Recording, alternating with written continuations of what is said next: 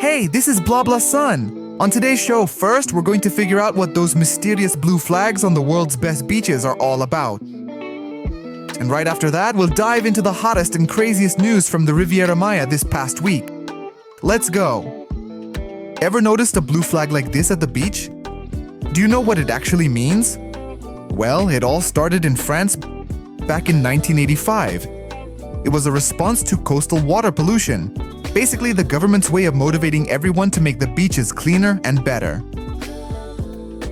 The idea was such a hit that now, the blue flag is the top international award given to the best beaches, marinas, and even tourist boats. It means the water is perfectly clean, safety standards are high, the environment is cared for, and there's great infrastructure for everyone. And get this, Mexico is a global leader in the number of these awards. There are over 100 of them here. Just recently, for the 25 to 26 season, Cancun once again cemented its status by receiving 49 awards, including new ones for several boats. So, when you're planning your next vacation, look for the blue flag. It's a guarantee of a great time. Alright, now that we've got the flags figured out and you know exactly where to find the perfect spot to relax, let's get to our news. And here on the Riviera Maya, it's business as usual. Crocs are biting, tourists are climbing where they shouldn't, cruise ships are docking, and taxes are multiplying. And of course, Independence Day. We're hitting fast forward on life, so let's go. In Quintana Roo, they just unveiled 42 new Mayan world tourist experiences. That's the official name. In our words, it's ways to shake you down for cash while making you feel like you're touching eternity. 42. That's not just a number, as Douglas Adams said, it's the answer to the ultimate question of life, the universe, and everything.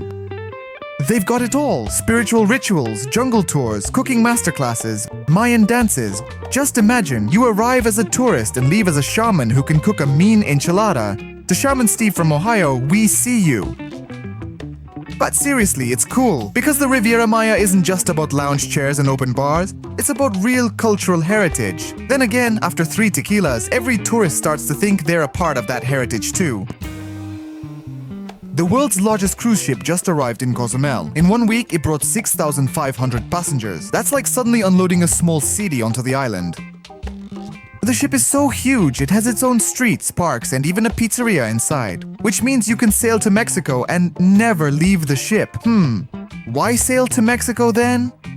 Oh right, next level tourism. I've been to Cozumel, but only in the elevator. The locals are rubbing their hands together. 6,000 wallets are no joke. Meanwhile, the tourists are thinking, oh how cute, they have a Starbucks here too. And now, for the news of the week. In Cancun, a tourist decided to take a selfie with a crocodile. The crocodile looked at him and thought, wow, thanks for the home delivery service. The result? Injuries for the tourist and shock for everyone who witnessed it. But let's be honest, if you walk up to a predator with your phone out, you're not taking a selfie, you're submitting your application for a Darwin Award. We checked, nobody is training the crocodiles in Cancun. They don't pose, they don't do a duck face, they only do a bite face. At Chichen Itza, another tourist climbed the pyramid of Kukulkan. And once again, he was detained and escorted away. It's basically a tradition now. The pyramid is a total magnet for, well, you know the type. You see, it's not just a staircase, it's a World Heritage Site. You can't go up there, but every year some hero thinks, I'm gonna do it. What if a portal to another dimension opens up? A portal did open, just not the one he was hoping for. It led straight to the police station. The government of Quintana Roo has decided to change the Visitax tourist tax system. Because, surprise, it turns out that scammers also love tourism. They were collecting money from tourists, but the tax never made it to the governments. And of course, the biggest date of the week, Mexican Independence Day. On September 16, 1810, the priest Miguel Hidalgo gave the Grito de Dolores, the cry that launched the fight for freedom. Ever since, every September 15th, the President of Mexico steps out onto the balcony of the National Palace, rings a bell, and repeats that cry. The crowd answers with thousands of voices, fireworks, and songs.